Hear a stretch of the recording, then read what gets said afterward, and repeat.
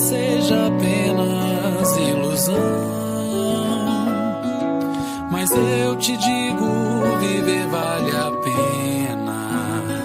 A cada desafio que vencer, você tem mil motivos pra crescer. E mesmo que a vida diga não,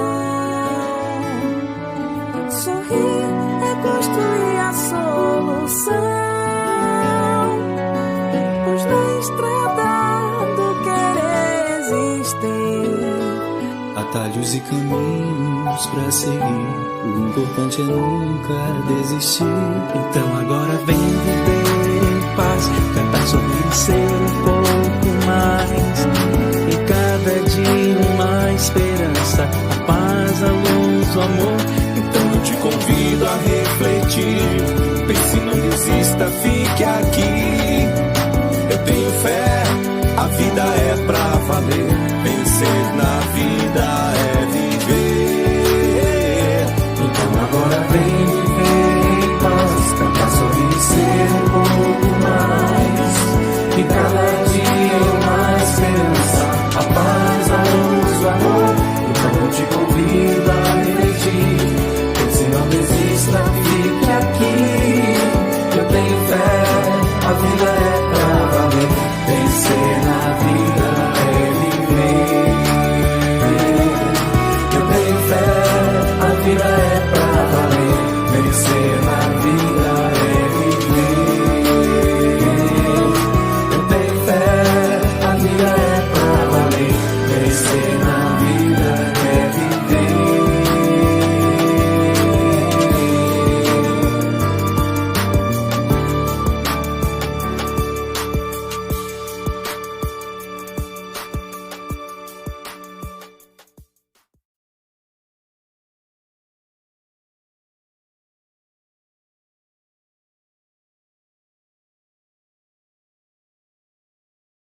Eu já usei drogas. Comecei com um beckzinho de vez em quando. Ele me fazia esquecer meus problemas, me deixava na brisa. Só que depois da maconha, eu queria um pouco mais. Álcool, cocaína. Assim foi indo. A gente sempre quer um pouco mais. É como se fosse passar de fase no videogame. Eu acabei conhecendo uma galera que entrou nessa também, por diferentes motivos.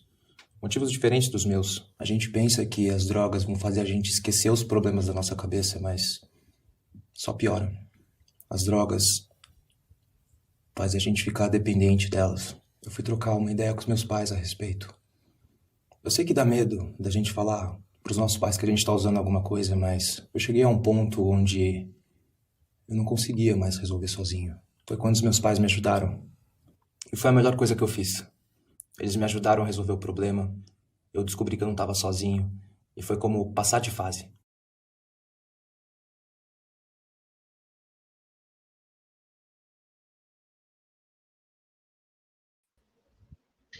Olá, pessoal, boa tarde. Muito bem-vindos a mais esta tarde de estudos aqui, nessa live que é uma parceria entre o IGESE e o CERJ. Boa tarde, Cris.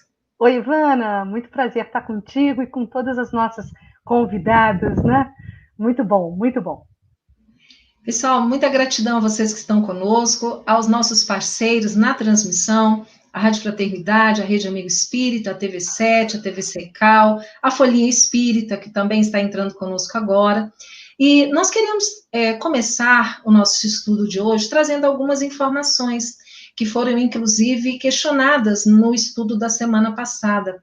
Nós vamos apresentar alguns números significativos. Segundo a Organização Mundial de Saúde, a OMS, de acordo com a última estatística que foi realizada em 2016, naquele ano, 793 mil pessoas se suicidaram. A cada 40 segundos, uma pessoa comete suicídio no mundo. A cada 3 segundos, alguém tenta acabar com a própria vida. O suicídio ele é a segunda causa de morte entre jovens de 15 a 29 anos. Isso no mundo, atrás apenas dos acidentes de trânsito. O Brasil é o 8º país em número absoluto de suicídios, com 9,7 mortes por 100 mil habitantes. No topo deste ranking, nós encontramos a Federação Russa, que apresentou 48,3 mortes por cada 100 mil habitantes. Sabemos que esses índices, eles crescem e recrudescem com a pandemia. E as razões para a ideação suicida, elas podem ser bem diferentes. Porém, muito mais gente do que se imagina já pensou em suicídio. Um estudo realizado pela Unicamp aponta que 17% dos brasileiros, em algum momento, pensaram seriamente em dar fim à própria vida. E desses, 4,8% chegaram a elaborar um plano para isso. Atualmente, no Brasil, 32 pessoas se suicidam por dia, totalizando quase 12 mil mortes por ano. É isso, Ivana. E na temática, né, voltando à temática para o viés da abordagem, que é adolescentes e jovens, crianças, o suicídio, ele é hoje a terceira causa de morte na adolescência e a tentativa de autoextermínio a principal causa de emergência psiquiátrica em hospitais gerais. Nos últimos 10 anos, tem aumentado as taxas de tentativa de suicídio e também a taxa de consumação desse suicídio em jovens. 98% das pessoas que cometem suicídio apresentam antes algum transtorno mental à época do suicídio, especialmente transtornos do humor que vão ecoar aí no processo de depressão. Mais de 70% das crianças e adolescentes com transtornos de humor grave não apresentam sequer diagnóstico, que dirá tratamento adequado. Em média, um único suicídio afeta outras 6 pessoas. Muitas vezes o suicídio é omitido pela família, que apresenta dificuldade e preconceito para lidar com esta difícil questão. O suicídio é uma das 10 maiores causas de morte em todos os países. No Brasil, a taxa de suicídio em jovens entre 15 e 24 anos aumentou 20 vezes de 1980 até o ano 2000, principalmente entre homens. Então, eu acredito que nesse encontro nosso de hoje, nós vamos contar aí com a expertise tanto da Clara, quanto da Elza, quanto da Nádia, para poderem desdobrar, né, esses apontamentos terríveis, esses dados tristes, números tristes dessas estatísticas. Não é isso, Ivana? É isso mesmo. Então, nós vamos começar com uma parte introdutória, né, um embasamento teórico, para depois nós refletirmos, né, e recebermos aí as perguntas de vocês. Na medida em que vocês tiverem dúvidas, vão colocando aí no chat, que nós estaremos atentos aqui. E quem vai começar falando para nós hoje, e logo depois nós convidaremos as outras duas queridas convidadas, a Clara e a Nádia, mas quem vai começar é Elza Rossi. Então, Elza, bem-vinda, uma alegria ter você novamente aqui conosco. Para mim também, é uma alegria imensa poder compartilhar um pouquinho daquilo que a gente vai buscar, porque nem todos nascem sabendo, não é? Então, a gente tem que buscar alguma informação para aprender, introjetar e poder passar, tanto pelo exemplo da voz, quanto pela atitude daquele que educa, que trabalha, que é pai, que é mãe, que é avô, enfim, que é a família. E a gente educando, a família é o mundo. Então, estamos atentos com todos os nossos queridos e queridas. E eu agradeço a oportunidade de entrar em todos os lares e dar o meu pequeno contributo, com muito amor no coração, por essas crianças e por esses jovens, que a gente chora quando ouve notícia de que partem pelo suicídio. Mas há uma promessa da gente poder trabalhar isso antes que aconteça. A gente crie um despertamento dentro da família, para que a gente realmente possa, entre aspas, salvar vidas. Não somos bombeiras, mas somos trabalhadoras de Jesus em prol da vida. Há pouco estávamos conversando um pouquinho com a Ivana e com a Cris, e com a Clara, dizendo A gente tem bastante índices, não é? Eu mesmo tenho alguns índices, todo mundo tem índice da quantidade de mortes, de suicídio, né? De outras coisas. Mas seria tão bom se cada um de nós pudéssemos buscar na internet, na mídia, nos jornais, na rádio, quantos países, quantas cidades, qual o índice daqueles que estão trabalhando, fazendo projetos pela vida, como Gandhi fez, como outros fazem, que isso é importante para nós. Quantas ONGs, que a gente fala ONG aí, né? Quantas charities aqui fora estão trabalhando pela vida. Eu mesma fiquei impressionada quando fui ver a quantidade de parcerias que se pode fazer com instituições que trabalham para preservar, para salvar vidas. E a gente está muito feliz que a quantidade também é grande. Então, que vamos buscar os índices daqueles que trabalham pela vida. Quantos foram salvos? Quantos estão sendo salvos, né? Trabalhando a depressão, a tristeza, por essas instituições. A maioria delas são instituições sem fins lucrativos, não é? Então, eu pediria... Elza, eu gostaria então só de dizer que agora eu e a Cris vamos te deixar aqui, você vai fazer a nossa introdução, depois nós voltamos, tá? Mas eu gostaria que você fizesse uma pequena prece para nós começarmos bem. Pode ser? Com muito amor, com muito amor.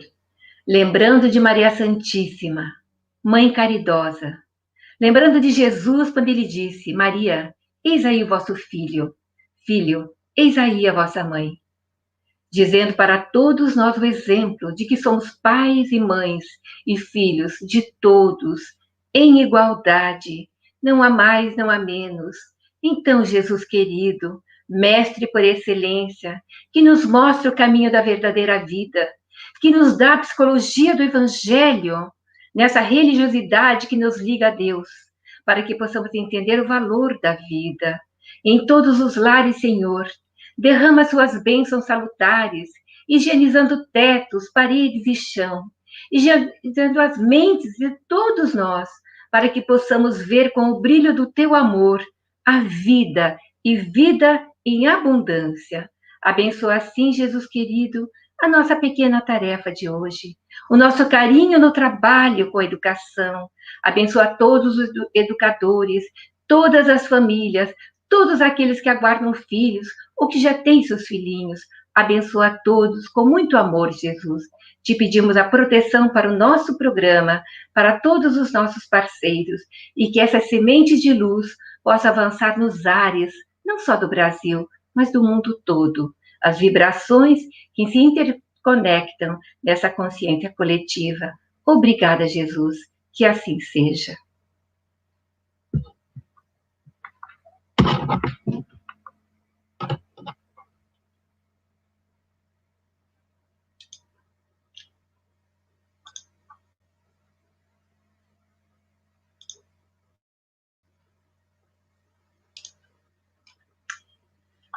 Então, meus queridos amigos, é com muita alegria que a gente vem completando essa tarefa de amor para que possamos, de uma forma muito simples, trazer uma mensagem.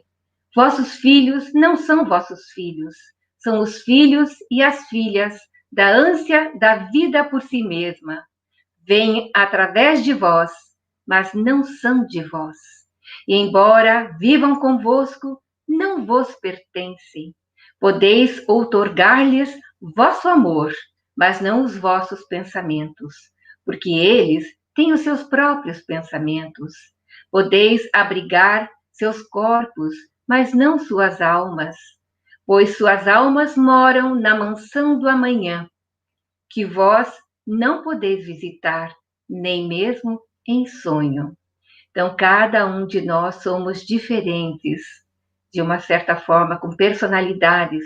Os nossos filhos, como diz, não são nossos filhos.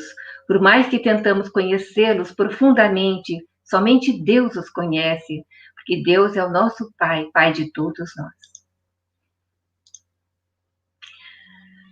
Hoje, nós vamos falar do dia 11/9, que é um dia especial, né? Lembrando das torres em Nova York, a tristeza que lá aconteceu e quanta depressão se passou depois, quantos suicídios, né? passou-se depois do 11 de setembro. Hoje nós vamos falar sobre a depressão na infância e na adolescência. Aqui estão os nossos parceiros, não é? Trabalhando conosco. Esse slide aqui é o antigo, desculpa. E nós vamos hoje falar, então, da depressão na infância e na adolescência. Vamos mudar o nosso slide. Me dão licença só um minutinho para mudar o slide, para pôr o slide correto, que eu estou com o slide diferente. Você salva e acaba salvando diferente. Só um segundo. Senão eu volto para o mesmo, se demorar muito.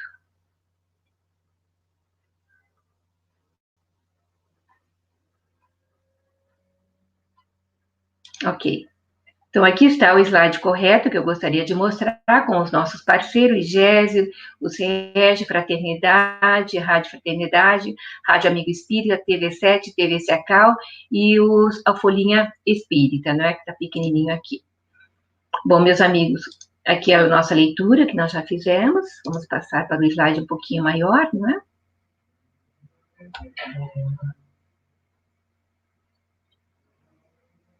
O tema de hoje, a depressão na infância e na adolescência, eu adicionei a melancolia e a tristeza, porque a melancolia hoje é uma palavra que a gente não se usa mais, quase a gente não fala em melancolia, mas na realidade a melancolia usada na época de Freud ou mais antigamente é a depressão hoje comumente utilizada a palavra para descrever a tristeza que se instala na criança, no jovem, que vai tomando força e que, se não for muito atentamente observado pelos pais, pode ocasionar momentos de muita dor, culminando com o suicídio. Porque a criança muitas vezes vai entristecendo, o pai e a mãe correm durante o dia, chegam em casa mais à noite, como é que foi na escola? Tudo bem. E vai para o quartinho e lá fica, né? No dia seguinte, dá um beijo, olha, faz tudo direitinho e vai trabalhar e o filho vai para a escola, volta a mesma coisa. Com isso, muitos pais não descobrem ou não percebem em tempo o que acontece com seu filho. Aí preciso todos os dias um diálogo, uma conversa fraterna, para ir identificando esses problemas que ocasionam a depressão na infância e na adolescência, porque tem algo por trás disso tudo, não é? Para que observemos os nossos jovens, para que ele, então, possa ter um diálogo conosco. Então, esse livro, do qual a gente está tirando esses temas para conversarmos, que é o comportamento suicida na infância e na adolescência, esse livro em questão traz assuntos sobre desenvolvimento infantil, com o intuito de conhecer melhor as características comportamentais da criança, de acordo com os aspectos educacional e psicológico, sob a ótica do espiritismo. Porque nós temos muitos livros falando disso, de psicologia, outras tratativas, não é? Psicólogos particulares, etc., o que é muito bom. Tem muita gente que às vezes não chega a conhecer que existe uma obra que vê a criança como ser espiritual, como um ser integral. E essa obra, ela traz tudo isso. Logicamente, tem muitas outras obras espíritas de excelentes autores, não estamos desqualificando nenhum, apenas trabalhando com essa agora, amanhã depois poderíamos trabalhar com uma outra, porque esse é um assunto inesgotável e um assunto de inteira necessidade e responsabilidade de nós, adultos, pais, avós, podemos realmente entender e trabalhar o comportamento da criança na observação. Sem a observação, não tem como você saber e diferenciar, não é? Então, basicamente, os 10 sintomas que nos alertam sobre a depressão nos adolescentes, para que a gente tenha em mente a necessidade dessas observações. O seu jovem, a sua criança, está tendo alteração no apetite que atinja essa depressão, porque a alteração no apetite, não come hoje, não come amanhã, está emagrecendo, não come no horário com os pais, evita sentar na mesa com os pais, quer se isolar, observa isso, que é um grande indício do caminho da depressão, ou que já está deprimido, né? Alteração no hábito do sono, fica às vezes no celular até tarde, ou não consegue dormir, levanta muitas vezes. Essas dificuldades do sono também são indícios de tristeza, dessa alteração que precisa ser investigado, precisa ser melhor observado, ter uma devida atenção nessa frequência com que isso acontece. Uma vez ou outra, quando acontece, não é um problema já de se correr para o médico ou para o psicólogo, mas na frequência, na repetição, isso é muito importante que se observe. Perda de interesse nas atividades das quais gostava. Não quer mais sair com os amigos, jogar futebol, jogar tênis, ou nadar, ou mesmo brincar na rua, andar de bicicleta. Observe isso. Está tendo alteração com seu filho, ou aquela criança que você educa, ou está sob a sua custódia? Observe atentamente com que frequência isso está acontecendo. Logicamente, uma vez ou outra não quer, porque está emburrado, tem o direito de ficar emburrado, né? Mas o pai e a mãe também têm o direito de querer saber por que está emburrado. E, de repente, no diálogo e na conversa, o emburramento desaparece com um abraço, com um carinho, com um diálogo, né? Com uma saída juntos, leva o filho para pescar junto, para dar uma volta de bicicleta, e às vezes dissipam nuvens negras que se podiam instalar na aura dessa criança, né? Lembrando da infiltração dos malfeitores espirituais. Se tem os benfeitores, tem os malfeitores, né? Os irmãos ignorantes que vêm, de uma certa forma, atentar contra a paz no lar, atingindo os mais vulneráveis, né? Dificuldade de concentração. Isso é repetitivo? Mudou esse comportamento? Era atento, agora não é mais? Está divagando muito? Logicamente, a gente fala, não, os adolescentes, quando chega na adolescência, muda tudo, né? Ficam aéreos, ficam vendo passarinhos no ar toda hora. Observa com que jeito que está vendo passarinho no ar. De repente, tem uma namoradinha, tem uma criança que ele gosta, ou ela gosta, não é? Procure dialogar, trazer isso para a conversa, né? Não feche esse assunto, porque a criança também tem o direito de começar a exercitar os seus sentimentos, né? E os pais, atentos e amorosos, têm atenção para tudo isso e sabem quando o filho está mudando, né? Nessa concentração, se isso é frequente, se isso está acontecendo, junto com a depressão, a falta de sono, a falta de apetite, são esses 10 pontinhos que é bom de observar. Comportamento irresponsável. Já não faz mais as coisas que você pedia, já deixa de lado, já não quer mais saber disso, saber daquilo. Também é fato de a gente ficar atento. Uma vez ou outra também não é problema. Chama atenção, conversa, dialoga, não levante a mão para bater, mas levante a mão e desça abraçando o seu filho, né? O isolamento social. Esse é bastante sério, porque somos um ser gregário, os jovens mais gregário ainda, tudo é motivo para estar com os amigos, não é? Se isso está modificando, se isso está ocorrendo com frequência, é motivo do pai e da mãe estar mais alerta, observar melhor e atentar para esse fato. Fadiga e falta de energia. Às vezes está desvitaminado, faltando ferro, faltando fósforo, faltando alguma coisa no organismo, magnésio. É importante se investigar, fazer um exame de sangue, ver por que tem essa falta de energia, de fadiga, porque criança tem um vigor que é ligado à pilha a 1000 volts. Criança não para, né? Jovem não para. Está aqui, está ali, está fazendo, está descendo, está correndo. Isso está mudando? Vamos verificar que tem causa por trás. E esse livro da Lila tem coisas que traz esse assunto à tona também. Reclamações referentes a dores físicas. De repente aparece tudo, dói aqui, dói ali, dói lá. Tudo é motivo para ele não ir para a escola, é motivo para ficar recolhido, é motivo com dor de cabeça toda hora, é motivo para ficar no quarto, investigar se não é um problema realmente de saúde ou de visão, alguma coisa está acontecendo na parte física, mas ficar atento com a parte mental, não é? O que está acontecendo? Pensamento suicida. Tem criança, quando a gente uma vez fez uma feira, acho que já comentei isso aqui, uma feira de livros, todas as semanas, aos domingos, no centro de Londres, e nós colocamos um livro à mostra, né? O livro do suicídio do Richard Simonetti, né? E esse livro, ele estava em francês, que a Cláudia Beaumartin me deu. Olha, todos os jovens que passaram pela banca pararam para tocar nesse livro. Tanto que eu pedi para a Cláudia que eu queria traduzir o livro, ela me deu os contatos, fizemos, e o livro hoje está em inglês, é gratuito, e muitas vezes enviamos até pelo correio, deixamos em ponto de ônibus, em banquinhas de livros que tem nas estações de metrô de Londres, para poder atender a que o jovem possa levar, né? Então, essa tristeza e desânimo constante está situado aqui com o isolamento social, né? E a falta de energia, porque isso aqui tudo gera o desgosto, né? E falando em desgosto, nós temos uma passagem no Livro dos Espíritos,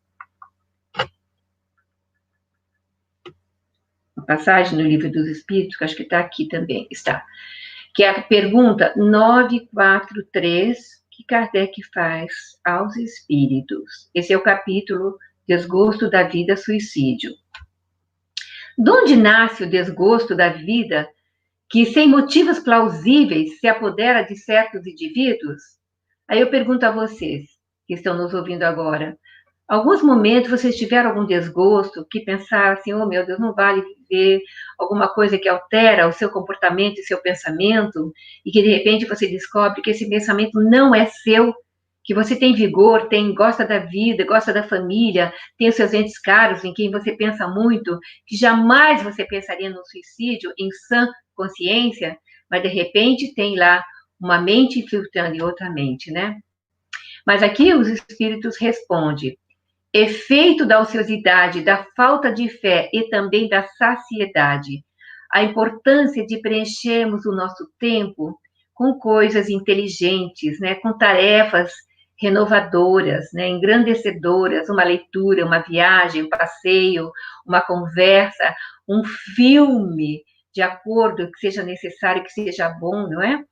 E para aquele que usa das suas faculdades com fim útil e de acordo com as suas aptidões naturais, o trabalho nada tem de árido e a vida se escoa mais rapidamente. Aquele que está bem ocupado e para quem a gente pede mais um serviço e que só peça para o mais ocupado que ele faz, esse está cheio de vigor, está cheio de vida.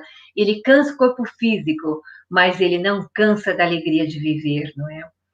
Ele lhe suporta as vicissitudes com tanto mais paciência e resignação, quanto obra com o fito da felicidade mais sólida e mais durável que o espera. Trabalhar naquilo que gosta, ter uma família que você ama, ter a sua casa unida, né, que é importante estar unidos com a família, né, que às vezes tem família desunida, que é uma tristeza, e que nos causa também uma peninha de que a gente, nesse momento da pandemia, estamos mais atentos a buscar aquele caminho que faz 10 anos que você não fala com o tio, com o primo, nem sabe deles. Às vezes é a notícia, fulano de tal se suicidou, e você não teve a chance de retomar um caminho que está criando mato bem alto, porque ninguém passa nele, a comunicação. Então, nos comuniquemos com todos o máximo possível, como estão, uma mensagenzinha enaltecendo a vida, né? Especialmente aqueles que você sabe que passam, né, pelo problema do suicídio. Aqui eu gostaria de lembrar, assim um pouquinho, que os maus espíritos pululam em volta da Terra por consequência da inferioridade moral de seus habitantes. Os maus espíritos pululam ao redor da Terra pela inferioridade moral. É lógico, nós estamos num planeta de provas e expiações. Aqui, às vezes, eu vou tentar falar em inglês, né? A sua ação malfazeja faz parte dos flagelos com os quais a humanidade é alvo, aqui embaixo. A obsessão, que é um dos efeitos dessa ação, como as doenças e todas as atribulações da vida, obsessão, devem, pois, ser consideradas como uma prova ou uma expiação e aceita como tal. A obsessão é a ação persistente que um malvado espírito exerce sobre o indivíduo, mente a mente. Apresenta caracteres muito distintos, desde a simples influência moral nos nossos jovens, nos pais, não é? Sem marcas externas sensíveis, até a perturbação completa do organismo e das faculdades mentais. Daí acarreta a depressão e parte, muitas vezes, para o suicídio. Mas antes que aconteça isso, os que estão ligados, ou lendo um livro como esse, ou estão ligados que nós todos somos espíritos, vai numa casa espírita, busque auxílio. Lá temos os passes, né? A casa está sempre aberta, sem chave na porta nos dias de tarefas, de trabalhos públicos, que a gente pode ir, pedir ajuda, como fazer com um adolescente que está passando por essa perturbação, por esse problema, com pensamentos suicidas, e a casa lhe dá a atenção devida ao diálogo fraterno, orienta, né, o passe, a água fluidificada, o evangelho em família, para que a casa, o lar, esteja protegido, como nos ensina as obras Andara Luiz. Aqui lembrando, rapidamente, a FEB elaborou em 2015 uma pesquisa que foi aplicada em várias casas espíritas no Brasil, sobre obsessão e mediunidade em crianças e adolescentes, que seriam respondidas somente por responsáveis das crianças com até 12 anos. E em 2017, os dados iniciais foram significativos, primeiramente revelando que todas as crianças pesquisadas apresentavam ser portadoras de mediunidade ativa, tendo em vista algumas manifestações ocorridas junto aos lares e familiares. Então, se as nossas crianças estão com comportamento diferenciado, ou dizendo que estão vendo ou estão ouvindo vozes, atente para o detalhe também, dê-lhe a devida atenção, respeite o seu momento, converse, dialogue e vá em busca de auxílio. Muitas vezes a mediunidade se encerra, passa até os 7, 8, 9 anos, mas muitas vezes ela persiste aos 12, 13 anos, casos que eu atendo aqui de criança com 13 anos, ouvindo vozes, sendo bastante ostensiva essas vozes. E a orientação é muito grande a tratar com normalidade, para que não seja alterado o comportamento e a criança possa dar continuidade a conversar conosco. Eu tenho mais assuntos aqui a mostrar, mas eu acredito que o meu tempo de conversa já passou, não é isso? As meninas que estão nos cuidando, me digam, por favor. Tenho mais uns minutinhos ainda? Ou está tudo bem?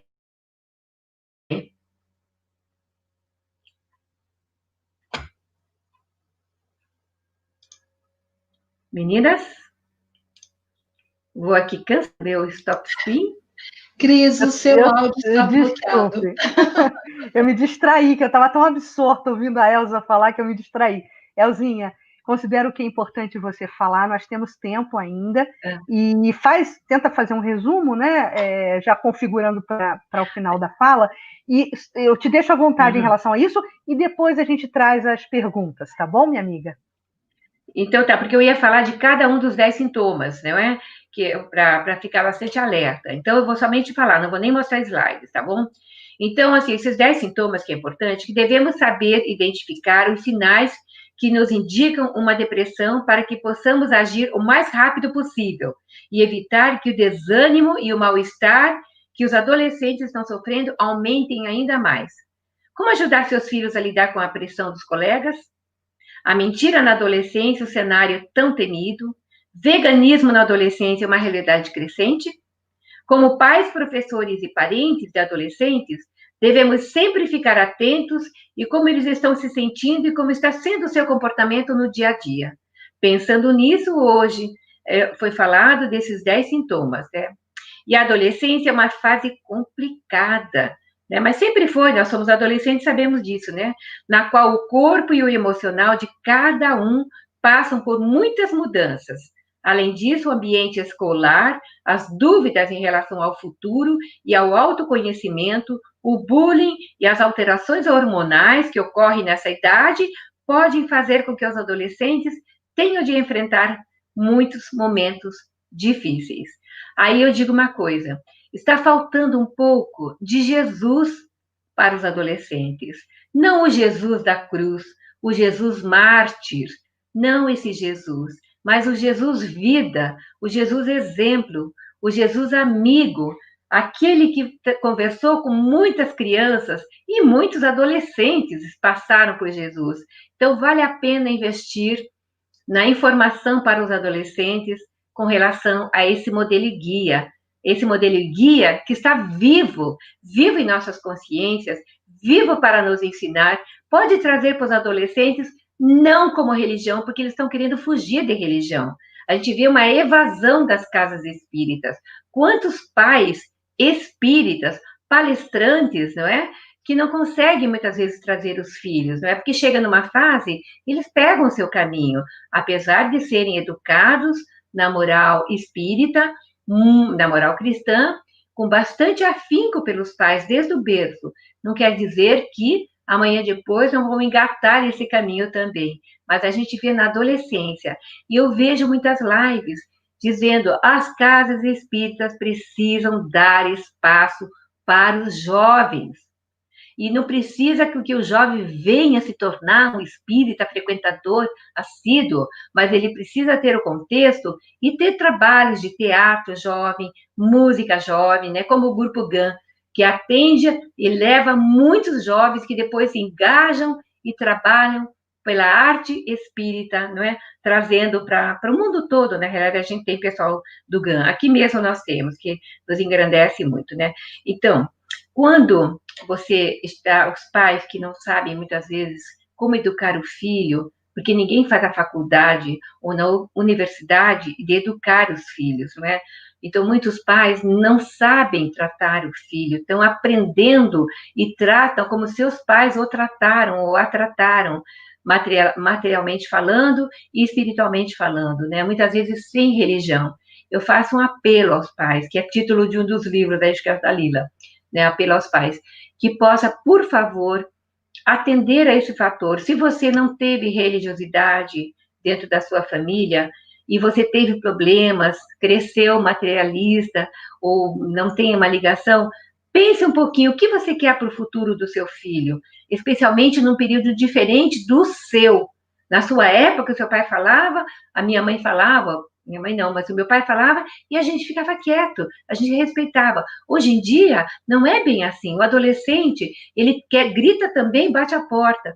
E isso são comportamentos muito difíceis de se tratar. Então, não levante o braço para bater no seu filho. Se você for levantar com raiva, pensa um pouquinho e desça e abrace, mesmo que seu filho esteja fazendo algo errado, né? Como eu estou lendo o livro do Gandhi, eu vejo quantas informações a gente tem que o Gandhi nos passa, né? Nos passou e nos passa através do comportamento na educação. Então, aqui diz assim essa frase que eu peguei: quando você levantar o braço para bater em seu filho, ainda com o braço no ar, pense se não seria mais educativo se você descesse esse braço de forma a acariciá-lo em vez de machucá-lo. E essa é uma frase de Khalil Gibran, que nós começamos com ele e terminamos a nossa fala, a parte da nossa fala com Khalil Gibran. Deixando espaço agora para nós, para os comentários, para as perguntas, dentro da possibilidade da nossa resposta, né, do nosso conhecimento. Elza, muito bom. Então vamos aproveitar que estamos aqui também com a expertise da Nádia, do Couto Vale, da nossa querida Clara Lila também, e dando continuidade, né, dando desdobramento a esse seu apelo, eu gostaria de colocar essa temática na nossa roda, né? Esse pensamento, né, materialista, né, da ausência de significado da vida, que evidentemente que se associa a um desconhecimento da vida futura, de todos os preceitos e conceitos que a doutrina espírita pode ajudar a equilibrar no processo de conhecimento humano, isso é favorável, sem sombra de dúvidas, à ideação suicida, né? Eu gostaria que vocês comentassem isso, quer dizer, qual é a rota, digamos assim, de salvação, né? A gente já entendeu que os pais precisam estar presentes, mas como ofertar esse conteúdo libertador e consolador da doutrina espírita de forma palatável para o jovem? Talvez vocês pudessem comentar um pouquinho sobre isso para a gente. Clara, vai? Não, vai. Quer, Nádia? Fala. Vai você. Vai você, porque o livro é seu, é bom você falar primeiro. Não, tudo bem. Bom, o que nós colocamos no livro é realmente a necessidade de cuidarmos dos nossos filhos, das nossas crianças, encaminhando-os para a casa espírita, de maneira que ela tenha condições de ser evangelizada, de ter uma educação espírita de acordo com as necessidades dela, né, dela criança, porque é exatamente isso que irá iluminar esses espíritos, exatamente para, quando chegarem na idade adulta, terem condições de se tornarem pessoas melhores, espíritos melhores. Agora, porque uma coisa que não, talvez não tenha sido dita nessa introdução é por conta do problema da obsessão, do comportamento obsessivo que muitas vezes a criança apresenta. E é por conta disso que, às vezes, ela acaba se deprimindo, ela acaba realmente se angustiando em demasia. Então, existe uma série de fatores que nós precisamos analisar em relação a isso. Então, não seria apenas o evangelizarmos a criança, mas realmente darmos condições que esse espírito possa, nessa existência, nessa reencarnação, possa superar seus traumas passados, de vidas pretéritas, porque é isso que acontece. Ele traz de outras reencarnações muitas dificuldades. E por conta disso, ele realmente encontra muitos obstáculos, principalmente em relação às suas companhias espirituais.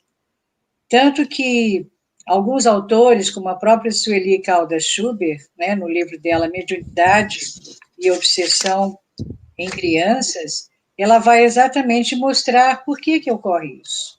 E ela fala que geralmente esses espíritos, Cris, eles são espíritos milenares, eles realmente já viveram muitas experiências e nem sempre, né, experiências que teriam beneficiado o seu progresso e a sua evolução moral.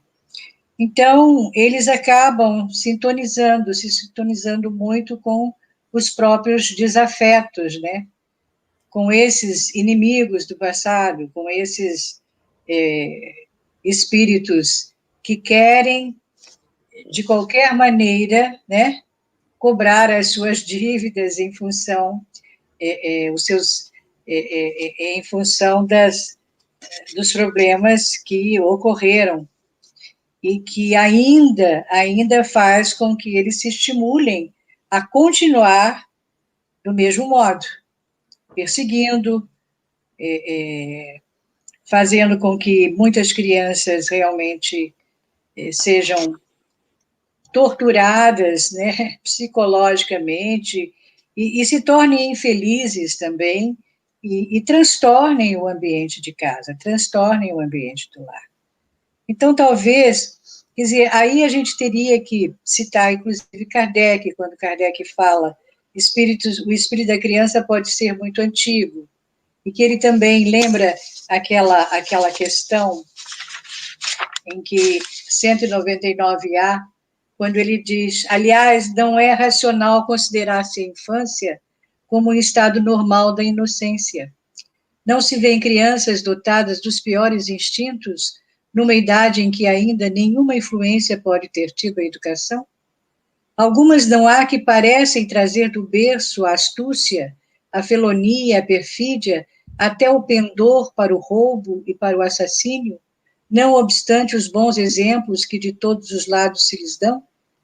Donde proverão instintos tão diversos em crianças da mesma idade, educadas em condições idênticas e sujeitas às mesmas influências? Donde a precoce perversidade, senão da inferioridade do espírito, uma vez que a educação em nada contribuiu para isso? Sofre, então, por efeito dessa falta de progresso, as consequências, não dos atos que praticam na infância, mas de suas existências anteriores. Então, é preciso que possamos apoiá-las, mas, como diz também Kardec, o próprio Kardec, a necessidade de muito estudo para tratarmos dessas obsessões. há necessidade de conhecermos também os problemas daquele que está sendo obsidiado, né? Exatamente para que nós tenhamos condições de ajudá-lo e fazer com que ele consiga se livrar de tudo isso, né? De um passado que, infelizmente, realmente, né, o transtorna. Bate a porta, né, Clara? Agora, uma pergunta para a Nádia, que eu acho interessante, e certamente ela vai poder nos auxiliar no entendimento dessa questão. Eu, certa vez, Nádia, Elza e Clara, eu ouvi uma ideia muito rústica que me marcou. A pessoa dizia assim, a depressão é uma opção, né? Quem tem um tanque de roupa suja para lavar não tem tempo para ter depressão, né? Não tem tempo para se sentir melancólico. E, Nádia, a depressão é realmente uma opção? Olha, conscientemente não. Mas nós precisamos pensar de tudo que nós já ouvimos aqui das nossas queridas, Clara e Elza, nós estamos centrando sempre, porque esse é o foco, no comportamento da criança. Mas nós não podemos dissociar o entorno da criança, os ascendentes familiares no entorno familiar dessa criança. Quando nós pensamos, isso já foi dito aqui, eu só estou puxando aqui o fio para nós desenvolvermos um pouquinho mais. Quando nós falamos de isolamento social, do quarto que passa a ser uma verdadeira entidade, um solo sagrado na casa, e a questão da interação com os pais e com os outros de um modo geral, nós entendemos que estes podem ser comportamentos, geralmente são, comportamentos particulares da fase da adolescência. Isso, então, é nocivo? Isso é um risco? Sim e não. Dependendo da intensidade, dependendo do tempo em que a criatura está aí, mais de 2 semanas com esses sintomas já apontados por Elza e por Clara, à exceção da obsessão, que não vamos contar no tempo, mas dependendo de como isto se instale e o tempo decorrido em que isso está vigindo na vida, na intimidade psíquica da criança, do adolescente e até do adulto, precisa haver um aconselhamento, a busca de um profissional. Mas o entorno dessa criança pode ensejar o estado depressivo. Aí não é uma questão de opção, é uma questão de o espírito, qualquer que seja a faixa etária, estar assimilando, se encharcando de vibrações do seu entorno. Por exemplo, no entorno de família, há fatores de risco. Por exemplo, a depressão materna. É preciso que nós digamos aos pais para ouvirem ou lerem lá Santo Agostinho, na pergunta 919 de O Livro dos Espíritos, ele se remete, sendo um neoplatônico que é socrático, ele diz para nós estarmos atentos ao autoconhecimento, ao final de cada dia. Ao final de cada dia, o que faz a família? A Elza já falou, não, fica cada um ali no seu celular, nós já discutimos isso em outros encontros. Uma das questões de que a criança e os jovens se ressentem é de pouco tempo com os pais, é de pouco tempo de lazer, é de pouco tempo de brincadeiras, de leveza no trato. Os psicólogos dizem que há determinadas circunstâncias em que nós podemos, nas ações educativas, transmitir determinados valores com muito mais facilidade quando estão, por exemplo, lá indo, que a Elza sugeriu, indo lá para pescar. A criança fica, o espírito fica, em qualquer que seja a idade, fica mais desarmado, ele fica, portanto, mais permeável, mais receptivo à recepção e introjecção de valores, e, evidentemente, aqui estamos falando de valores superiores do espírito, nós já falamos sobre os valores lá no nosso encontro do dia 30 de agosto, né? Então, essa é uma questão. A outra questão é o estresse crônico, nós hoje está na moda dizer tóxico, é o estresse tóxico na infância.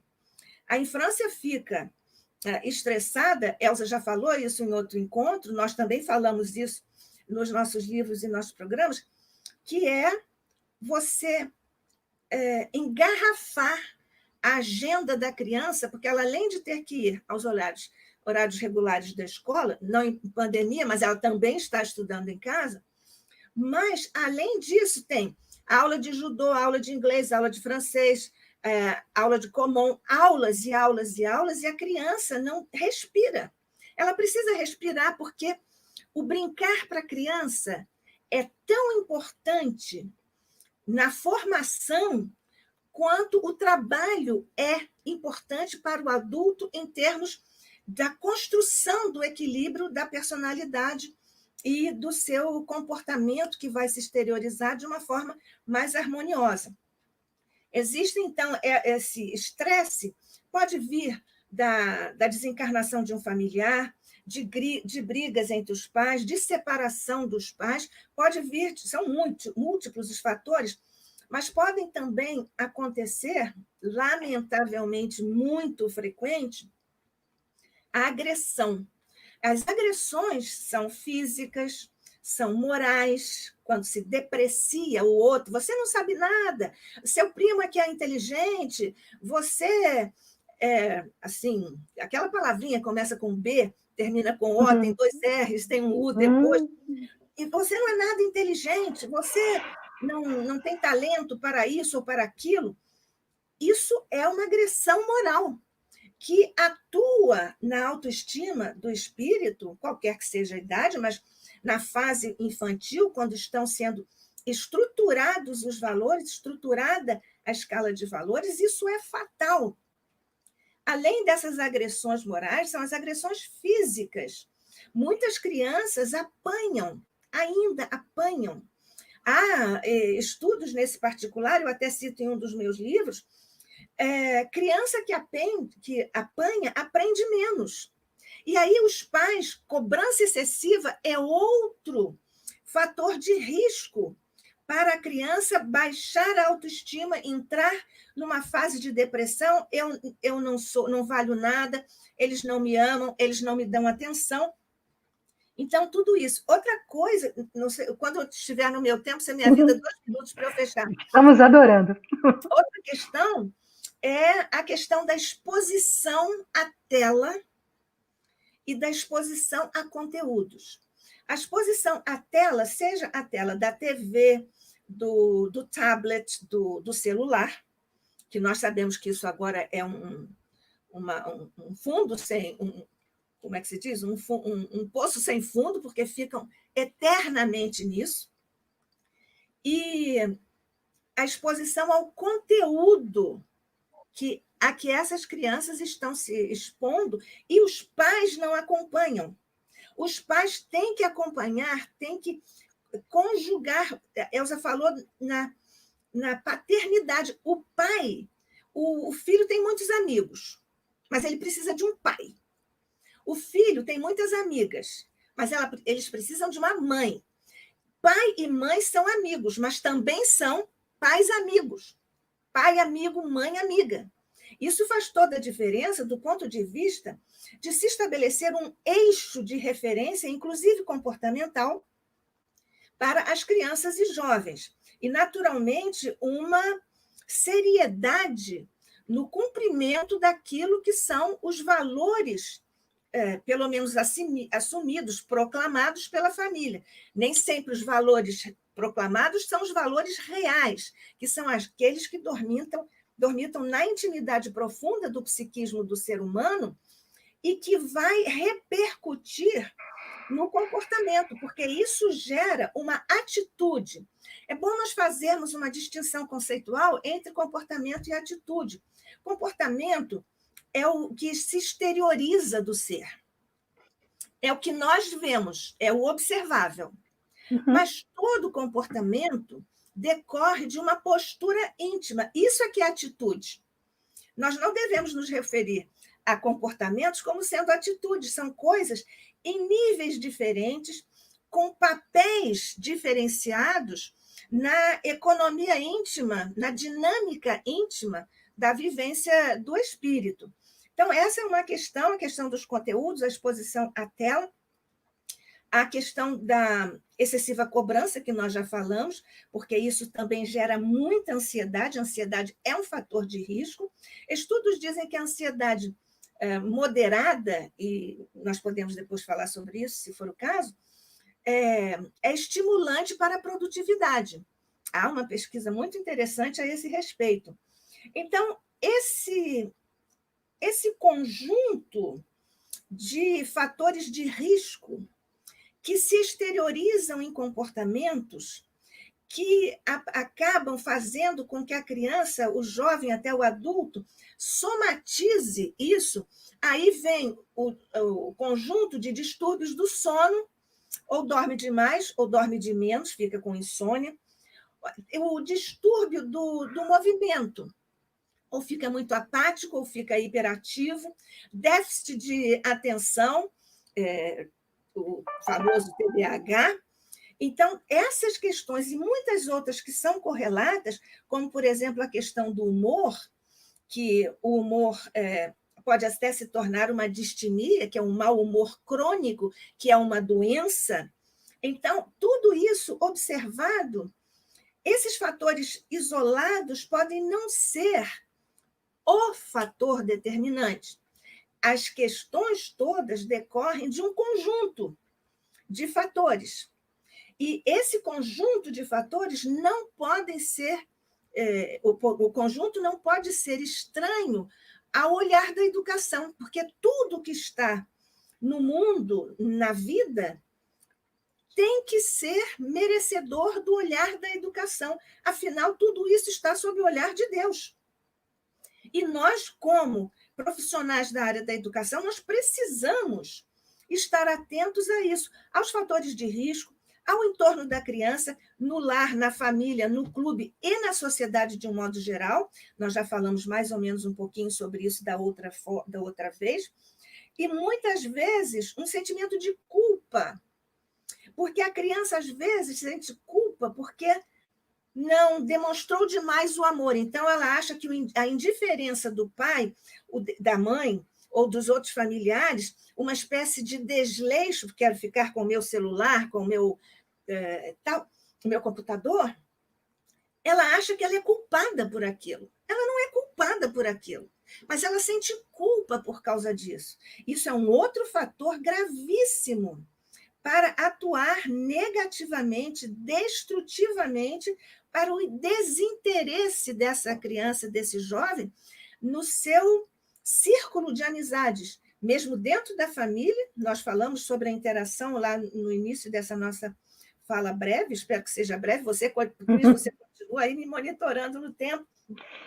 Então, é o desinteresse pela comunicação, Elza falou sobre comunicação, é o desinteresse pelas atividades próprias, da sua própria agenda pessoal, né? Da criança também tem, e das atividades de um modo geral, em largo curso, na sua vida, no sentido mais amplo.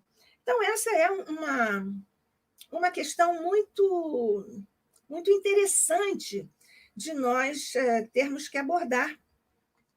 E as crianças com menos de 12 anos, nós aqui estamos falando de modo geral, as crianças com menos de 12 anos, elas têm também os distúrbios do sono, como jovens, têm os distúrbios no humor, têm os distúrbios na alimentação, que a Elza também falou, come muito ou come pouco, né? Vai para a anorexia ou para a hiperfagia, isso também é um sinal, mas não é o determinante, tem que fazer uma observação muito cuidadosa, eletiva, para não só ver e olhar, mas observar e buscar as motivações daquele comportamento que os pais estão observando, os professores também têm que observar, os demais familiares, os amigos da família, precisam também estar atentos, porque nós todos sabemos que somos educadores uns dos outros.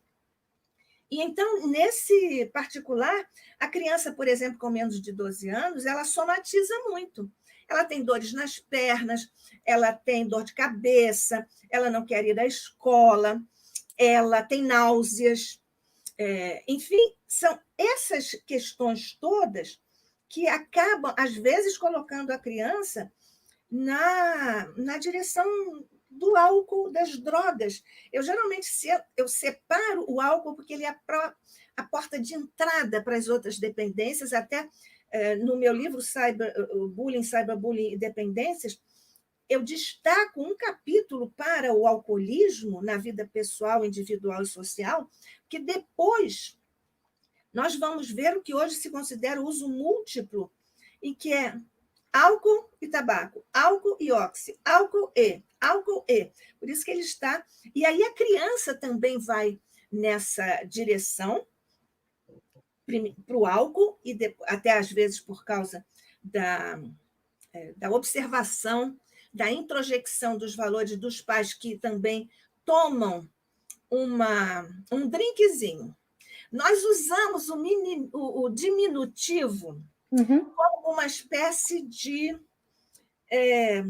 aliviar a nossa culpa ou o nosso vício. Então, é assim, vamos comer um docinho? Todo mundo não quer. Estou de regime, mas um docinho eu vou comer. Vai tomar um cafezinho, porque às vezes a pessoa não pode. Vai tomar um drinkzinho.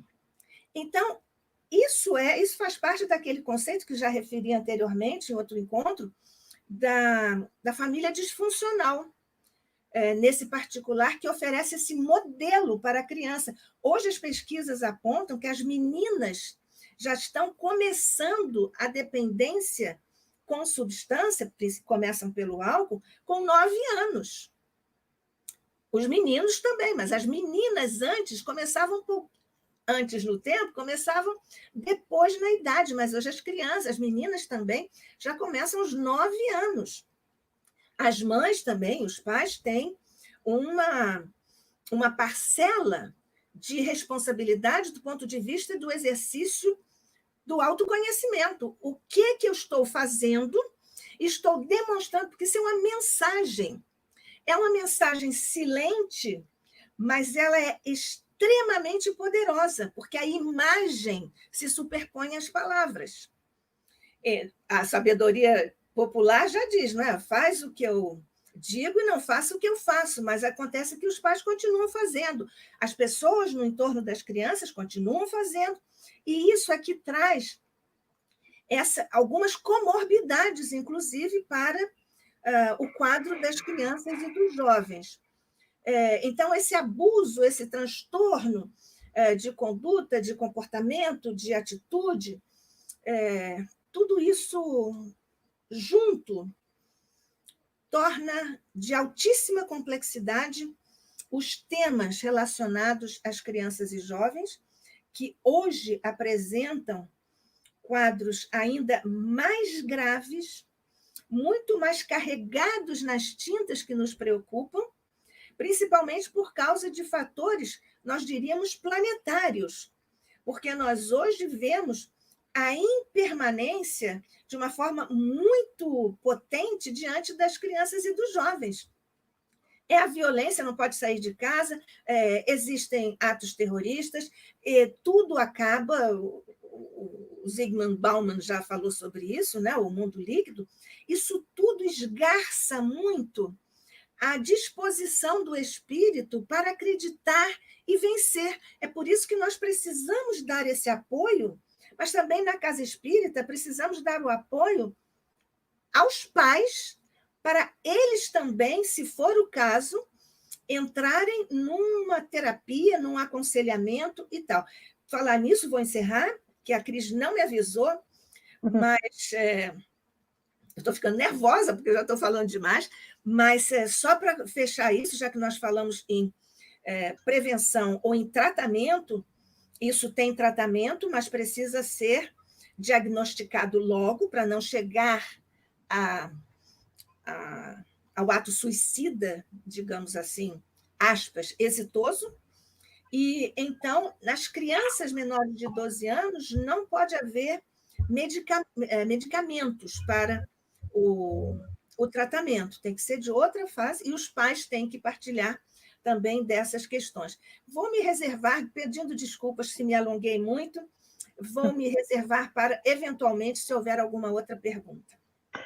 Eu sei que a Elza está querendo comentar, né? Porque foi uma maravilhosa digressão aí da Nádia e Clara também.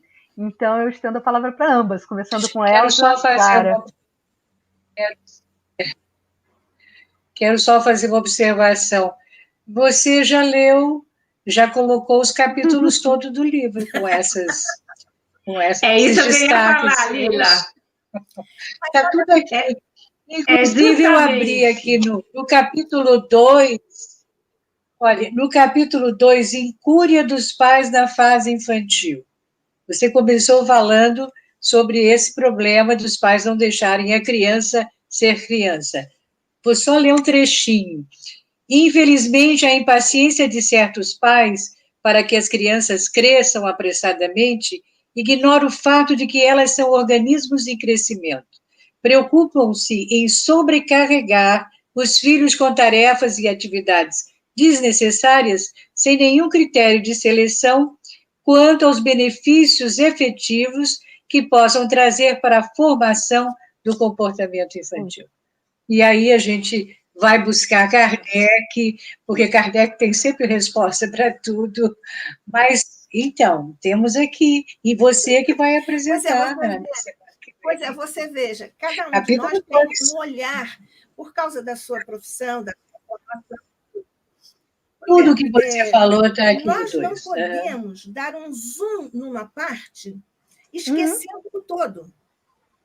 É aquela história do elefante. Do todo, Eu vou lá e vejo só o elefante, não é a cauda.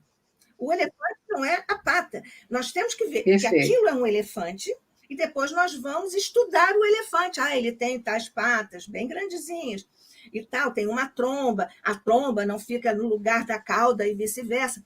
Então, é importante nós termos essa visão holística do quadro, dos fatores intervenientes, para nós analisarmos adequadamente as consequências, porque as consequências, os resultados, têm uma relação direta com as causas. Perfeito. Então, se nós não fizermos, não tivermos condição de fazer isso, e ficarmos só olhando a pata do elefante em um momento, nós perdemos o contexto do que é um elefante, do que ele pode fazer com a cauda ou com a pata. Por que que ele tem aquele movimento com a pata, que é uma gracinha assim, que ele faz assim, mas, enfim, por que ele faz aquilo? Né? Bom, eu adoro acho bom.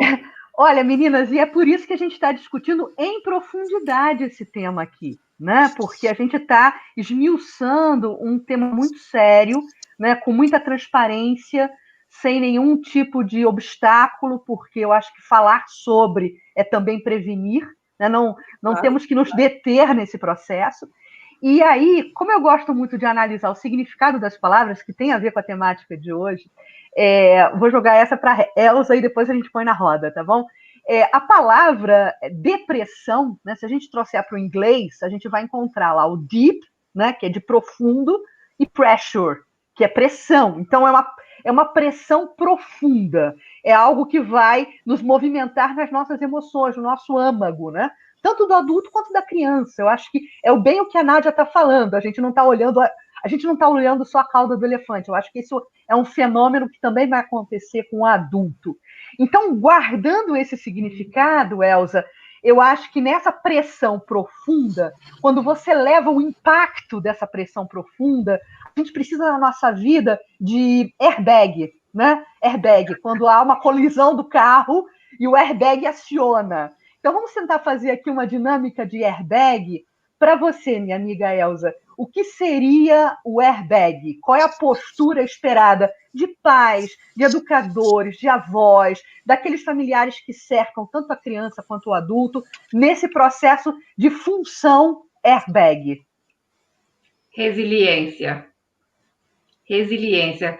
Você cresce, desce, vai para as nuvens, briga e tal, mas tem que voltar à calma. É seu filho. Não pode subir as nuvens. esse trecho que eu estava querendo ler, porque a Nádia estava falando, eu estava lendo aqui, falei, ela está lendo o livro, né? Mas olha só, eu sei que não, eu sei que não. Não, eu sei que não, mas veja só, eu vou falar porque está dentro da nossa conversa.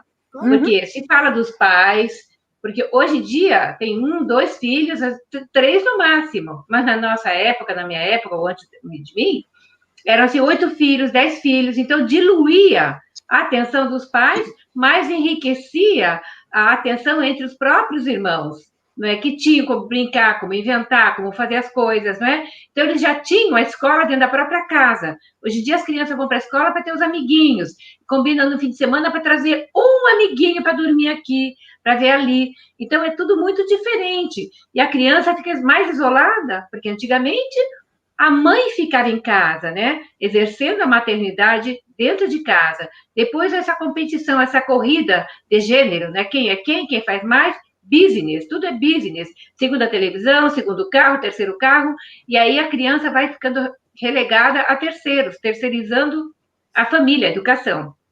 Então, isso gera também essa falta do airbag, que eu acho que todo mundo devia ter hoje em dia, ter um bom airbag, mas esse airbag ele tem que funcionar, ele não pode acontecer o problema e o airbag não funcionar, e você se desmonta, né? Mas deixa eu ler esse trechinho aqui para a gente dar uma repensada no assunto. Saúde mental. Para melhorar a saúde mental dos filhos, às vezes é mais importante tratar a mãe do que diretamente os filhos, eu diria a mãe e o pai, né? Tentar mudar os padrões familiares negativos para incorporar a flexibilidade, o airbag, a resistência, a coesão e a capacidade de resolver os problemas. Os pais podem se unir para evitar a depressão dos filhos, mesmo se a relação entre eles é cheia de problemas, casos de pais separados, né? E embora seja difícil manter um semblante de clareza, os filhos de mães deprimidas, como foi conversado antes, podem sofrer não apenas de depressão, mas também de transtorno de déficit de atenção, ansiedade, de separação e distúrbios de conduta. Eles se saem mal em situações sociais e acadêmicas, mesmo se são inteligentes e têm grandes qualidades em suas personalidades. Tem níveis especialmente altos de queixas físicas, alergias, asmas, resfriados frequentes, dores de cabeça, como falou a Nádia, dores de estômago, né? E são muito medrosos, são frequentemente paranoicos. Então, muitas vezes, a mãe leva o filho para ser atendido no psicólogo, e o psicólogo, a anamnese depois é a mãe que precisa ser atendida, e o filho está bem, não é? Então, isso também é causa de muito conflito dentro da família, porque a tendência do pai e da mãe é jogar nesse filho os problemas dele, né? Vai lá com teu pai, com teu pai, vai lá com a tua mãe. Puxa vida, ele não é da tua mãe, do teu pai, ele é dos dois, não é? Então, a criança, hoje em dia, por ser um, só dois, sofre muito mais do que os 10 filhos do passado, que eram pobres, que quase não tinham, a roupa de um passava para o outro, né, quando ia crescendo, e eram muito mais, como épocas felizes, não tinha tanto depressão e tanto suicídio como hoje, né? Então, tem às vezes que voltar nos valores do tempo, ou repensar valores, né? Voltar a mãe a ser mais maternal, ou deixa o pai ser o cabeça de família. Aí já vou me pegar, daqui a pouco eu vou ver um monte de WhatsApp aí. O que você está falando? Eu sou advogada, eu sou juíza, e eu não vou deixar meu cargo, babá. Ó, cada um faz o seu. Eu deixei o meu trabalho quando eu fui mãe. Graças a Deus, pude fazer isso. Tive a condição, né, de casa, o marido proviu tudo, mas não são todas que têm. Mas eu me contento com muito pouco, né, sou muito minimalista, então, meus filhos também, graças a Deus, então não há problema nessa parte. Não tem depressão na família. É ótimo. É isso. Olha, a Ivana está me chamando aqui, que ela tem pergunta dos internautas. Ivana, traz para a gente. Eu vi ali umas coisinhas. Então, nós temos aqui uma pergunta da Melina, a Melina Moreira. E, Clara, você poderia respondê-la? A partir de que idade pode ter a depressão infantil? Desde pequenino. Eu contei no livro uma experiência que eu tive numa instituição no norte do país. Isso foi no final da década de 70, e era uma espécie de um abrigo de crianças, filhos de famílias que tinham tido problemas de hanseníase. E eles estavam sendo cuidados nessa instituição. E eu fiquei impressionada quando eu cheguei no berçário, porque as crianças estavam deitadinhas dentro daquelas caminhas, mas elas não se movimentavam. E as pessoas me pareciam bastante carinhosas, era uma instituição espírita, então eles estavam realmente se doando para todas aquelas criancinhas. Depois fiquei mais com as maiorzinhas, 5, 6, 7 aninhos, mas me impressionou aqueles bebês, eles simplesmente olhavam para você como se você não existisse. Quer dizer, essas crianças já apresentavam um comportamento como se realmente estivessem deprimidas, porque não tinham a mãe, não tinham o pai, a família tinha sido afastada para tratamento. Uma coisa triste, uma coisa realmente muito triste. Isso me tocou e eu não entendi exatamente por conta, né, da reação daqueles pequeninos, e aí as moças disseram, não, a gente brinca, mas eles são assim, alguns choram, são quietos, mas realmente sem nenhum estímulo. Por mais que você tentasse conversar com eles, dar brinquedos para que eles não se mexiam. Então, realmente, eu saí de lá profundamente triste, porque eu pensei que crianças com essa idade pudessem já estar como se estivessem extremamente tristes, uma tristeza profunda. Isso, para mim, é um início de depressão, e uma depressão crônica mesmo, desde que você já, né, como bebê. Então, eu acho que, por exemplo, me parece que não há uma idade assim que... Agora, o que os especialistas dizem? Que se ela for cuidada realmente, se ela receber muito afeto, ela poderá melhorar, evidentemente que ela poderá melhorar. Então, essa era a esperança que nós tínhamos, inclusive conversamos com as pessoas da instituição sobre a necessidade de fazerem alguma coisa por elas. Não dessa maneira, mas teriam realmente que fazer muito mais. Perfeito. Nádia ou Elza, gostariam de comentar? Eu posso fazer um comentário? Sim, depois eu Só falo. que eu gostaria de fazer uma pequena colocação. Eu fui vice para carentes por 6 anos, creche da Federação Espírita do Paraná, com todo o aparato, uma creche muito bem montada, mas eram os catadores de papel, às vezes a criança vinha em cima do carrinho do papel, da carrinhola, né? Os pais saíam para catar de manhã, deixava a criança amanhã e tal, e tinham crianças que já chegavam apáticas. Eram as crianças que mais a gente atendia, que mais olho no olho, ficavam a tempo com essa criança, até pegar no colo, assim, conversar, porque eram pequenininhas, 3 aninhos, 4 aninhos, né? É creche mesmo, é da Federação Espírita, na creche de Josefina Rocha, Curitiba, no bairro Bacaxiri, para que tem minhas amigas lá ainda, né? Então, isso, assim, para a gente sentia que tinha na criança uma diferença, era difícil ver aquela criança sorrir. Então, assim, quando chegava no começo do ano, né? Depois iam melhorando, de repente já tinham engordado, cresciam, e a gente conseguia, através do afeto, como ensinou o nosso querido Pestalozzi, né, que abraçava todas as crianças, né?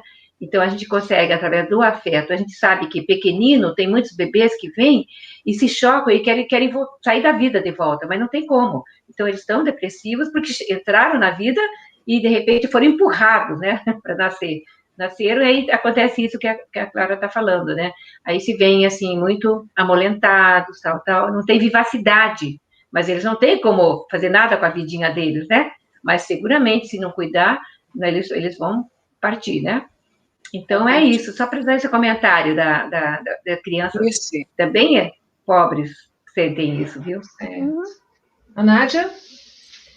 Nós não, voltando um pouquinho para os quadros que a Clara Lila trouxe, particularmente esses quadros, que nós sabemos, como espíritas, que são quadros de expiação, não é? Porque as provas e expiações são inerentes à estrutura íntima do espírito, no seu psiquismo profundo, e muitas vezes ele tem a culpa, já citamos a culpa, que pode surgir na presente encarnação em função de determinadas situações, mas pode ser trazida de experiências encarnatórias anteriores e que, evidentemente, se tornam manifestas agora, mesmo na idade bem tenra. A Melanie Klein falou sobre isso, estudou sobre isso. Então, esses quadros, o quadro também das necessidades materiais que a Elza nos traz, esse quadro também tem uma tônica de um desafio na encarnação, não é? São os grandes desafios em gradação diferenciada, mas que o espírito traz como um compromisso de superação. E é por isso que nós precisamos trabalhar isso no conjunto dos ascendentes kármicos, ou dos ascendentes familiares, ou dos ascendentes sociais, desses quadros que chegam a nós na casa espírita, ou chegam a nós na nossa família, ou chegam a nós na família dos nossos amigos que estão próximos de nós. E nós não podemos nos omitir com relação a essa questão. O airbag, nós passamos do elefante para o airbag. Isso é uma criatividade maravilhosa. Então, o airbag pode ser, o airbag é sempre o amor, mas o amor equilibrado, na justa medida, sem pieguismo. O pieguismo é um comprometedor do processo educativo, compromete as ações educativas consequentes, exitosas, por causa do pieguismo. Então, o airbag é o amor equilibrado, sem o pieguismo. Se vocês me permitem, não costumo fazer isso, é uma referência pessoal, mas a minha mãe querida, minha mãe amada, sempre nos disse, minha filha, e disse para mim e para minha irmã, minha filha, na vida nós precisamos ser como a rapadura, bem firmes, mas muito doces. Muito bom. Cris, nós temos mais uma pergunta, mas antes eu quero aproveitar agora para deixar um convite para todos vocês que estão aqui conosco nos assistindo. Daqui a pouco, às 21 horas, nós temos uma outra oportunidade de estudo, desta vez a Parábola dos Talentos, que faz parte dessa série sobre o estudo das parábolas de Jesus, e estarão conosco aqui o Lúcio Maranhão e Rafael Papa. E aproveitamos também para convidá-los para o domingo, às 19h30, mais uma vez trazendo essa temática da preservação da vida, e nós receberemos então Alejandro Veras, que é médico psiquiatra, e a Janine Lopes, que é psicóloga, e que nos ajudarão aí a compreender melhor essa temática, não é? Fica aí o convite. E nós, então, agora, pessoal, vamos para a última pergunta, porque o nosso tempo já está, né, adiantado. Então, nós temos aqui a pergunta da Gisele. A Gisele Rodrigues, ela pergunta, boa tarde, meninas, a questão do suicídio tem a ver também o não deixar a criança ser criança adultizando? Nádia, você gostaria de começar? Pode ser? Bom, acho que a gente já comentou, né? Sim. Segue, Clara. Não, eu quero que você responda. Tá bom. Eu fiz uma observação só. Não, mas pode terminar a sua observação. Não. Pode. Nenhum problema. Esse problema da adultização da criança, muitas vezes da erotização da criança, esse é um processo extremissimamente perigoso que rouba. Estou falando, não estou nem dizendo furta, eu estou dizendo que rouba da criança, porque isso é uma agressão, é uma violência à criança, que é roubada das oportunidades do processo natural de crescimento que a psicologia, a biologia, todas as ciências vão estudando e vão nos informando para nós irmos agindo com a devida medida, com os cuidados necessários, porque nós precisamos ver, porque são, né? As crianças, porque todos nós somos, mini-universos, com estratégias, com características, com acervo, com repertórios de informações, de sentimentos, de emoções. Nós precisamos adentrar esses universos com extremíssimo cuidado. Então, adultizar a criança é uma violência no seu processo, ou relativamente ao processo natural de seu crescimento, que lhe é outorga divina, que nós estudamos, inclusive, como espíritas. Nos Estados Unidos existe uma pesquisa sobre essa adultização. Faz alguns anos isso, as crianças de 6 anos, 7 anos, elas passaram a dominar as decisões da família. Então, a família passava as férias, de acordo com a pesquisa, né, com o universo dessa pesquisa, passavam as férias nos lugares que as crianças queriam. Compravam as coisas no lugar que as crianças queriam. As crianças chegavam ao hotel ou ao resort e queriam fazer tudo que as mães faziam. Ir para o cabeleireiro da mãe, fazer tudo da mãe. Isso é extremamente nocivo. Lá nos Estados Unidos também existe, agora não tenho visto, ultimamente, faz algum tempo não vejo, não sei se continuam, uns concursos de Miss para crianças de 3 anos, de 4 anos, de 5 anos, com todo aquele processo de heterocompetição muito acirrada, quando nós sabemos que uma tarefa da educação é preparar o espírito para a heterocompetição, que é a marca da nossa sociedade, do nosso tempo, mas fortalecê-la na autocompetição. É importante eu me vencer e não vencer o outro. Vencer o outro não deve ser a minha meta de vida, minha meta, meu propósito. Mas, então, isso das crianças se adultizarem é extremamente nocivo sob vários pontos de vista. Depois de ouvirmos as queridas companheiras, também podemos, se for o caso, e se houver tempo, a gente pode estender um pouquinho mais. Eu queria ler um trechinho dessa questão. Posso? Essa resposta? Uhum.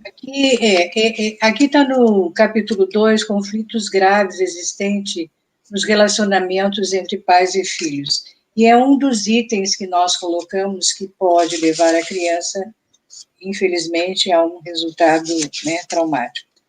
Mesmo atentos ao crescimento e ao desenvolvimento dos filhos, os pais se equivocam ao achar que eles amadurecem rapidamente. Nem todos compreendem que crianças devem ser crianças antes de se tornarem pessoas adultas. Tentam inverter essa ordem sem aceitar que a infância tenha seu próprio modo de pensar, ver e sentir. Em razão disso, meninos e meninas, estimulados por seus pais, demasiadamente liberais, negligentes, omissos ou influenciados pelos modismos da sociedade atual, vivem experiências sociais, culturais e educacionais inadequadas à sua idade. Transforma a criança num adulto em miniatura, estimulando as mais absurdas atividades. E aí nós colocamos quais atividades seriam essas, né? Exatamente para destacarmos algumas que nos parecem que não há necessidade disso, né? Inclusive tem aqui, tem citações de alguns mentores, etc. Perfeito. Bom, Elza, você gostaria de comentar?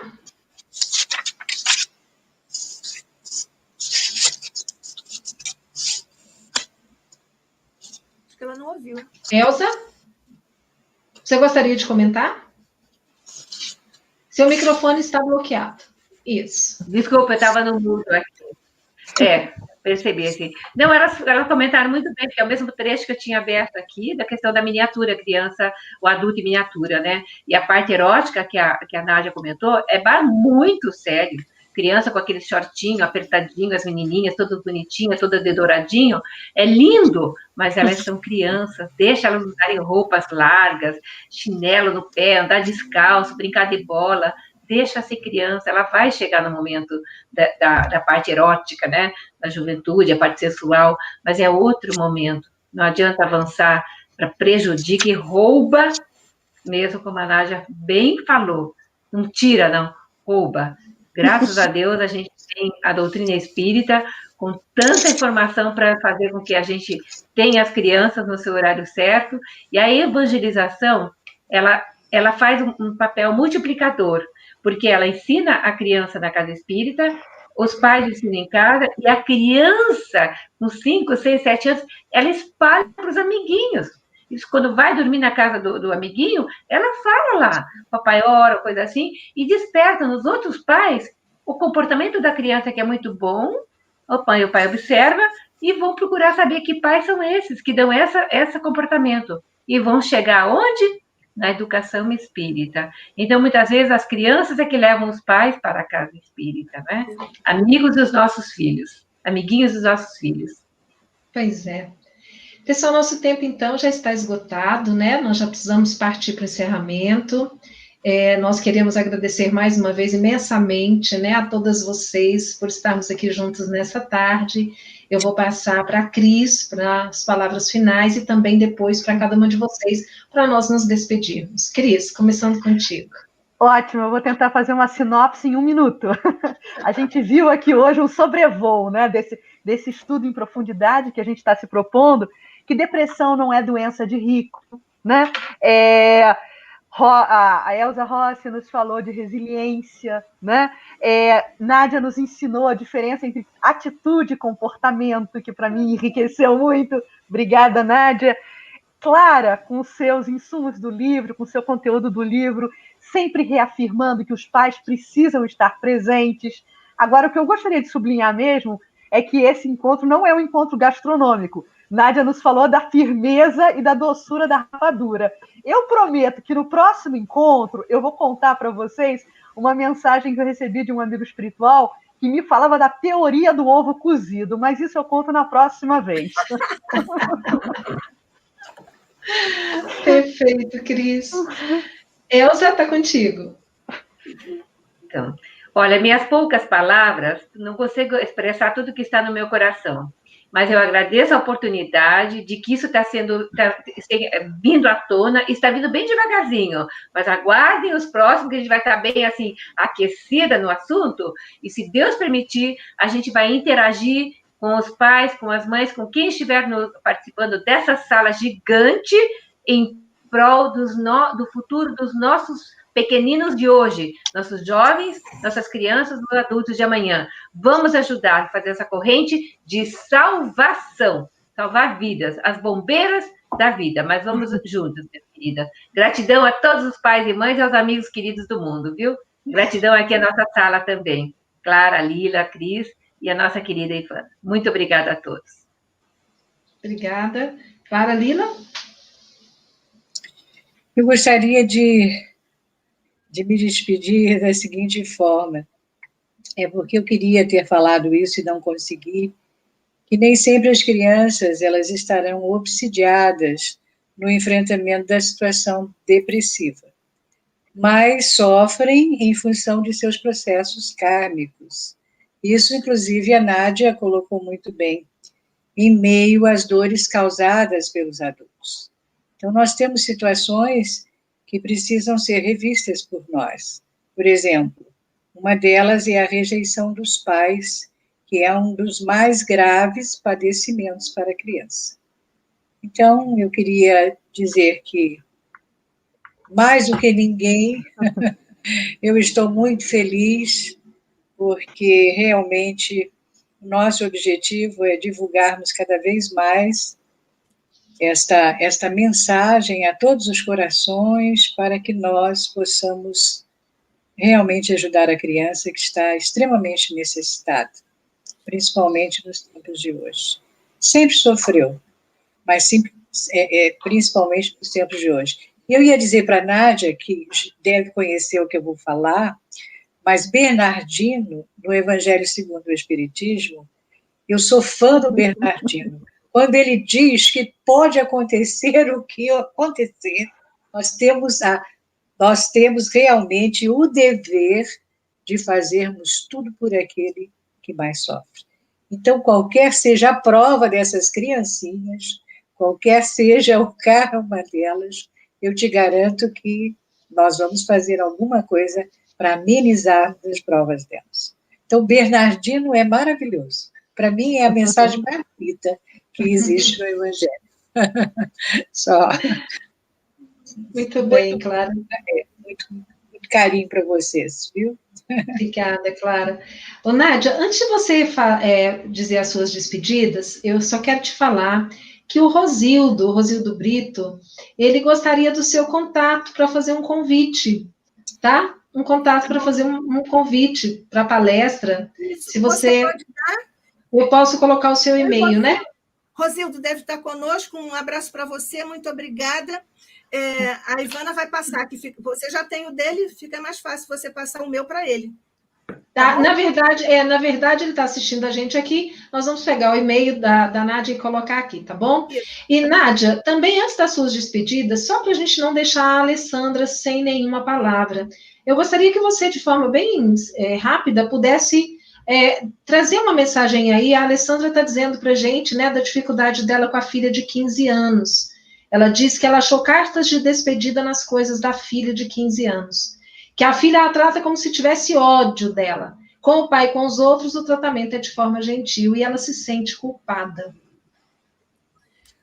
Alessandra, lamentavelmente nós não temos muito tempo, mas nós, não sei se você deve ser espírita, você sabe que as raízes da constituição da nossa família estão no plano espiritual. Muitas vezes vem um filho para resolver, amenizar determinadas situações que não ficaram bem resolvidas no passado. Use sempre o airbag do amor, sem pieguismo e sem dar a entender que você está querendo comprar a afetividade da sua filha, mas converse com ela. Chegue para ela e diga com todo o carinho, mas com firmeza, com delicadeza, que você é a mãe. Você diz a ela, nós estamos aqui, eu estou sentindo, quero confessar a você que eu estou sentindo que essa relação nossa não é de amor de mãe e de filha. Nós precisamos resolver isso para sermos mais felizes. Você quer ser feliz? Você está nesta família? Então, essa carta de despedida pode ser um grito de socorro. Não vamos lá interpretar como sendo uma despedida geral, assim, mas pode ser um grito de socorro. Então, você chame a sua filha com esta carta e peça a ela para explicar aquela carta a você, que você gostaria muito de entender o que ela está querendo dizer com aquilo e que você se coloca disponível para ajudá-la a resolver esse momento passageiro, isso é muito importante dizer, esse momento passageiro de desentendimento que pode ser superado, e aí, naturalmente, no desdobramento do seu diálogo, é que você vai... Claro, você já fez muita prece antes, vai fazer muita prece bem forte antes de conversar com a sua filha e leve essa carta a ela. Você já mostrou essa carta para o pai dela? A quem ela entregou esta carta? E quais são exatamente os termos? Porque aqui, claro, você fez aqui um resumo, falando sobre os termos da carta, e no discurso escrito é bom nós sabermos qual é a intenção do comunicante, do emissor, na epiderme da comunicação, mas o subtexto é que diz muito mais do que o texto. Então, é buscando esse subtexto, fazendo uma espécie de arqueologia dos sentimentos da sua criança, não, da sua jovem, 15 anos, eu acho, 16, você faz isso. Depois você nos dá um retorno, tá bom? Nós vamos querer saber desse retorno, tá? E nós todos vamos orar, viu, Alexandra, para a sua filha e por você. Nós todos, né, que estamos nessa sala do mundo inteiro, temos companheiros de toda parte, nós todos vamos orar por você e por todos esses relacionamentos que são mais ou menos comuns nos dias de hoje. Não são desejáveis, mas eles são transformáveis pelo amor, pelo diálogo, pela compreensão de como o outro lado se sente e por que isso aconteceu do outro lado, que não é o nosso, mas do outro lado, que é o do nosso interlocutor. Beijo para você e para sua filha. Gostaria de dizer mais alguma coisa, Nádia, antes de concluirmos? Não, só uma oportunidade extraordinária de alegria para o nosso coração, de estarmos juntos aqui nós 5, num propósito único, na direção comum deste tema desafiador, mas também agradecer todas as vibrações de todos que têm nos acompanhado aqui e agradecer também a todos os parceiros que estão transmitindo esses nossos encontros, nos quais nós abrimos nosso coração e rogamos a Deus, como fazemos agora, a Jesus, a Maria, aos nossos anjos da guarda e aos nossos amigos espirituais, que potencializem as nossas intenções de servir ao bem e a esta causa maravilhosa, é uma causa magna de nós estarmos aqui diante dessa crise dos nossos tempos, mas que nós temos algum esforço a fazer na trilha do Espiritismo e com o instrumental do Espiritismo. Que a paz seja conosco hoje e sempre. Obrigada, gente. Olha, semana que vem, então, o nosso tema será conflitos graves existentes nos relacionamentos com os filhos, tá bom? Fica aí o convite para que todos estejam conosco. E agradecendo mais uma vez a presença de cada um aqui, nós vamos encerrar a nossa atividade dessa noite com uma mensagem da nossa amiga Eulália Bueno. Uma boa noite, um bom fim de semana a todos. Que Jesus abençoe a cada um de nós.